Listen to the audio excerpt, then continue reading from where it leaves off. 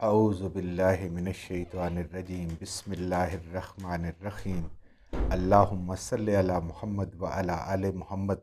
اللہ جل شانہ کا بے حساب کرم احسان اس ذات کا کہ جس نے ایک دفعہ پھر قرآن مجید سمجھنے کے لیے یہاں پہ ہمیں اکٹھا کر دیا۔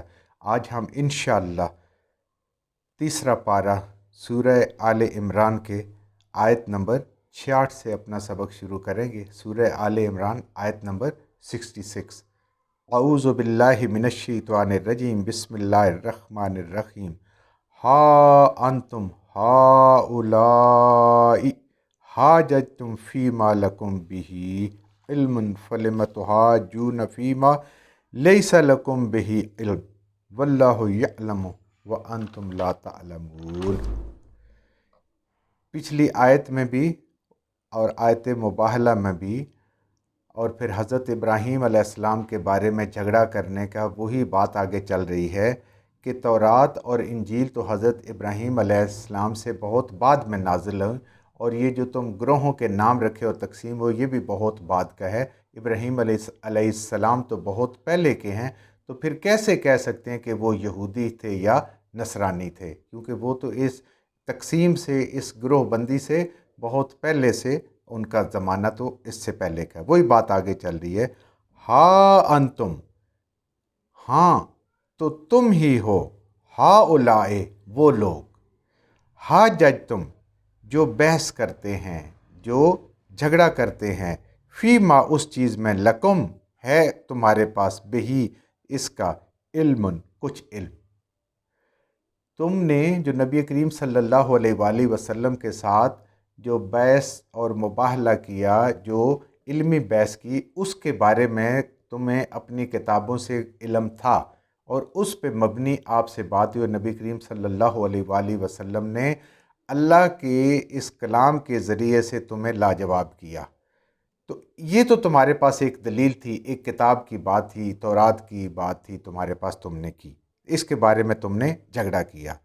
فَلِمَ تُحَاجُّونَ، تو پس کیوں جھگڑتے ہو، کیوں بحث کرتے ہو، فیما اس چیز میں، اس بات میں، لیسا کہ بالکل نہیں ہے، لکم تمہارے پاس، بہی علم اس کا کوئی علم، تو اس کے بارے میں جس کے بارے میں تمہارے پاس کوئی علمی دلیل ہی نہیں ہے کہ حضرت ابراہیم علیہ السلام یہودی ہیں یا نصرانی ہیں، جس کا اس کے تمہارے پاس کوئی علم نہیں، کیوں کہ تم بہت بعد کے زمانے میں کے پیداوار ہو، اور یہ گروہ بندیاں بھی بہت بعد کی ہوئی ہیں، اس کے بارے میں تمہیں علم نہیں ہے، تو اس کے بارے میں کیوں جھگڑتے ہو؟ تو جس کے بارے میں بھی انسان جب علمی بات کر رہا ہو اور جس علم کا پتہ نہ ہو، تو اپنے سے زیادہ بہتر دلیل والے، علم والے کی بات کو مان لینا چاہیے۔ یہاں یہ چیز بھی ہمیں سمجھی جا رہی ہے کہ ہر چیز میں اپنے آپ کو عقل کل سمجھ کے، حرف آخر سمجھ کے انسان کو نہیں چلنا چاہیے دنیا میں اور دین میں بھی۔ جو آپ سے یا انسان سے زیادہ عقل والا، بہتر علم والا، اس کی بات کو مان لینا چاہیے، اور کم علم والے کو اس بڑے کی بات ماننا چاہیے۔ اور اگر انسان عام کے پاس دو باتیں ہیں، ایک کم علم والے کی، ایک زیادہ علم والے کی، تو وہ زیادہ علم والے کو ترجیح دے، کیونکہ یہ دین فطرت ہے، اور دین فطرت ایسے ہے کہ دین کی بات جب فطرت کے مطابق ہوتی ہے تو انسان کو سمجھ آ جاتی ہے۔ کیوں؟ جب وہ خلوص سے پڑھ رہا ہوتا ہے ہدایت لینے کے لیے، اللہ کی کتاب کو، اللہ کے دین کو سمجھ رہا ہے، تو اس میں نہ سمجھو، یعنی ابراہیم علیہ السلام کے بارے میں تمہارے پاس کوئی علم نہیں ہے، اس میں بحث نہ کرو۔ کیا کرو؟ واللہ یعلم وانتم لا تعلمون، اللہ کے پاس اس ساری چیز کا علم ہے، تمہارے پاس اس چیز کا علم نہیں ہے کہ ابراہیم علیہ السلام یہودی تھے یا نصرانی تھے یا دونوں نہیں تھے، کیا چیز تھے؟ اللہ بتا رہے جو، تو وہی حرف آخر ہے۔ علم پر مبنی اللہ کا فیصلہ کیا آیا؟ ما کان ابراہیم، کیونکہ اللہ کہہ رہے ہیں کہ میرے پاس علم ہے، تمہارے پاس علم نہیں ہے، تو اب اللہ تعالیٰ اپنے علم پہ مبنی فیصلہ سنا رہے ہیں اس بات کا، کیا؟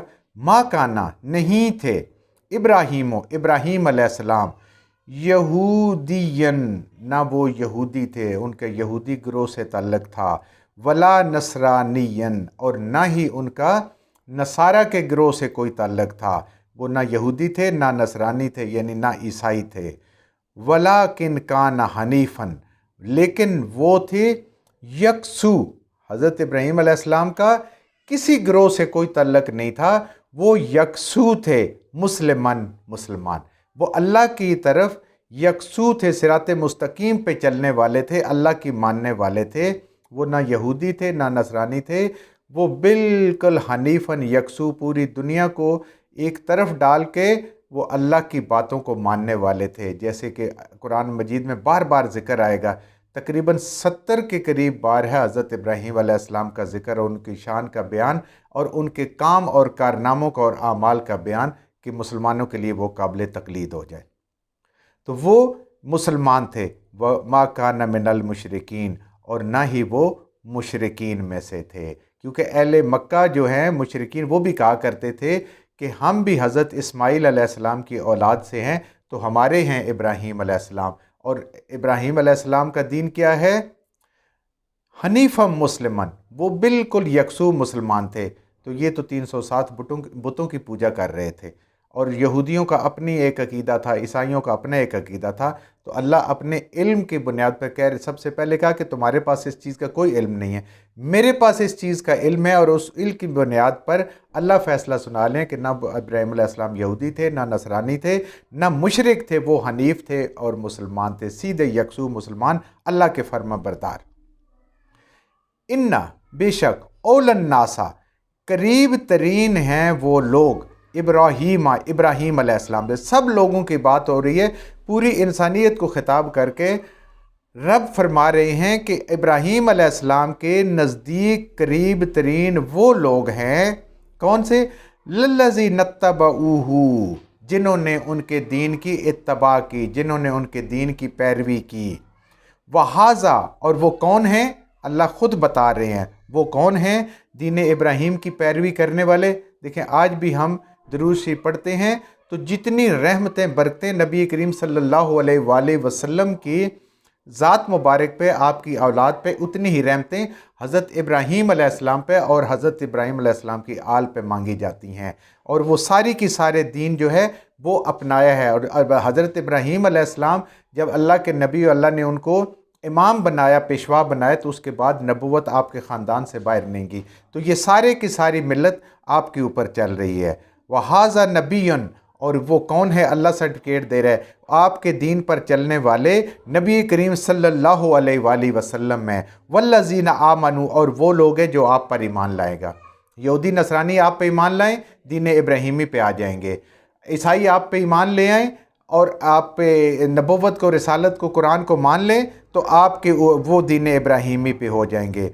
वल्लाहु वलीयुल मोमिनीन, और जो आप सल्लल्लाहु अलैहि वसल्लम पे ईमान लाए और नेक अमाल करे, मोमिन बन जाए, अल्लाह उसका कारसाज बन जाता है। उसको किसी झगड़े की, किसी बहस की, किसी और चीज़ की ज़रूरत नहीं है, उसका अल्लाह कारसाज बन जाता है, अल्लाह उसका दोस्त बन जाता है।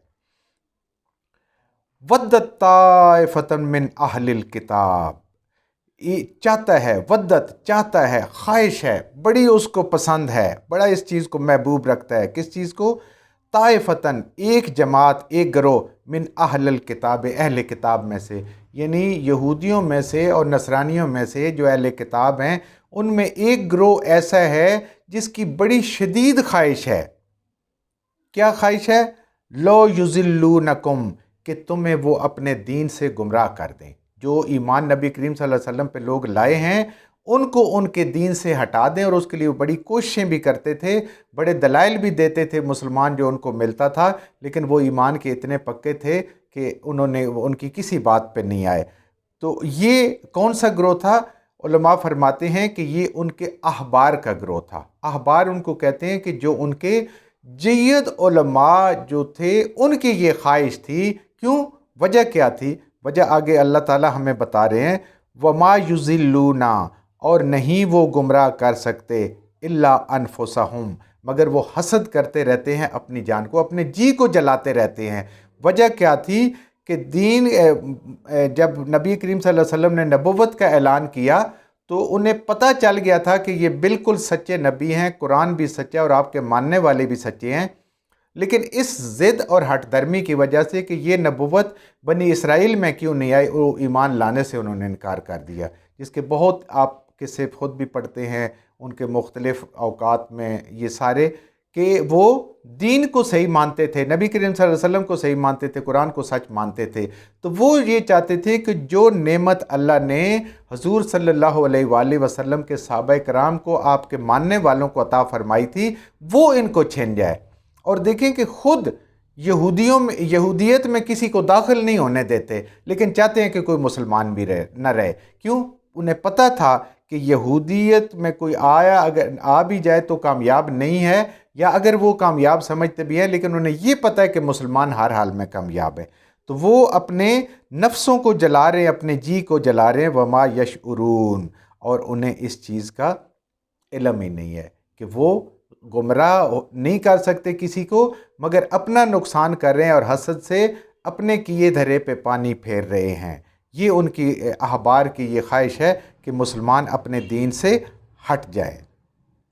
اب وہ کیا کرتے ہیں؟ یہ کوششیں اس زمانے میں بھی تھیں اور یہ کوششیں آج کے زمانے میں اور قیامت تک بھی جاری رہنی ہے، کہ سب سے پہلی جو کوشش ہوتی ہے ان کی یہ ہوتی ہے کہ وہ دین کے اندر شبہات پیدا کر دیں لوگوں کے دلوں میں، کہ کوئی قابل عمل چیز نہیں ہے، بہت پرانی چیز ہے، اس سے کسی کو وہ کیا بنیاد پرست بنا دیا، کسی کو دہشت گرد بنا دیا، کسی کو کچھ بنا دیا، تو یہ دین کے تاکہ مسلمان دین سے تھوڑا تھوڑا کنارہ کش ہو کے تاکہ وہ کامیاب زندگی گزارنے کے لیے ہو۔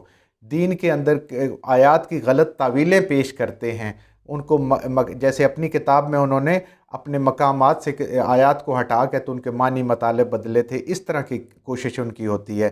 اور تحریف قرآن تو چونکہ ممکن نہیں ہے ان کے لیے، وہ پھر کیا کرتے ہیں؟ اس کے معنی کو بدلنے کی کوشش کرتے ہیں۔ لیکن الحمدللہ چونکہ اللہ کی ذمہ داری ہے اور علماء دین، علماء حق اس کی حفاظت کے لیے ہر وقت موجود ہیں، ہر جگہ درس و تدریس کا کام ہو رہا ہے، اور الحمدللہ یہ ایک نسل سے ہوتے ہوتے آج تقریباً 1450 سال سے زیادہ ہو چکے ہیں، یہ اسی طرح محفوظ اور معنی سمیت اور ایک قابل عمل، یعنی ایسا ہے کہ قیامت تک کوئی مسلمان کسی کے پاس کوئی حجت نہیں ہے کہ وہ کہے کہ مجھے صحیح اصل جو روح ہے دین کی یا صحیح فارم ہے جو دین کے وہ نہیں ملی، یہ کسی کے پاس حجت نہیں۔ نبی کریم صلی اللہ علیہ وسلم کی ایک ایک سنت مبارکہ محفوظ ہے، قرآن کا ایک ایک لفظ محفوظ ہے، جہاں کوئی اس طریقے سے کوئی ڈاکہ ڈالنے کی کوشش کرتا ہے وہ پکڑا جاتا ہے اور اس چیز کا کلا کما کر دیا جاتا ہے۔ یا اہل الکتاب، اے اہل کتاب، لم تکفرون، تم کیوں کفر کرتے ہو، کیوں انکار کرتے ہو تم بے آیات اللہ، اللہ کی آیات کا۔ اے اہل کتاب، یہاں پھر ان کے علماء کی بات ہو رہی ہے کہ اے اہل کتاب کے علماء، تم اللہ کی آیات کا کفر کیوں کرتے ہو، ان سے انکار کیوں کرتے ہو؟ کون سی اللہ آیات کا انکار کرتے ہیں؟ قرآن مجید پورے کے پورا کا انکار کرتے ہیں، اس کو اللہ کی کتاب نہیں مانتے، اور اپنی کتاب جو تورات ہے اس کے اندر ان حصوں کو نہیں مانتے، لوگوں سے بھی چھپاتے ہیں اور اس پہ ایمان نہیں لاتے جس کے اندر نبی کریم صلی اللہ علیہ وسلم کی نبوت کا ذکر ہے، رسالت کا ذکر ہے، آپ صلی اللہ علیہ وسلم کا مبارک حلیہ اور آپ کی آمد اور آپ کی آمد کی جگہ، ساری چیزیں اللہ نے پہلے بتا دی تھی ان کو ان کی کتاب میں، اور انہیں یقین تھا کہ یہ نبی آنے ہیں، لیکن وہی بغض اور حسد کی بات ہے کہ اس کی وجہ سے آپ صلی اللہ علیہ وسلم پہ ایمان لے آئے۔ تو اللہ ان کو یاد کرا رہا ہے کہ اے اہل کتاب، تم کیوں انکار کر رہے ہو اپنی کتاب کی آیات کا بھی اور اس قرآن کا بھی، وَأَنْتُمْ تَشْهُدُونَ، حالانکہ تم اس پہ گواہ ہو۔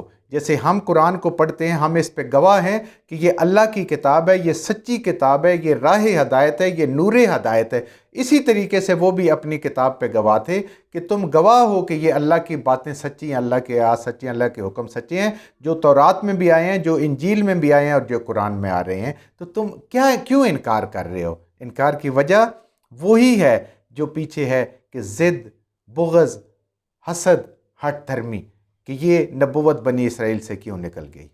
جو کچھ ہم نے صحیح پڑھا اللہ ہمارے ذہنوں میں، دلوں میں بٹھا دے، جہاں جہاں پڑھتے بولتے ہم سے غلطیوں ہو گئی، اللہ میں معاف فرما دے، اور ان غلط باتوں کو ہمارے ذہنوں سے، دلوں سے اللہ کی ذات نکال دے۔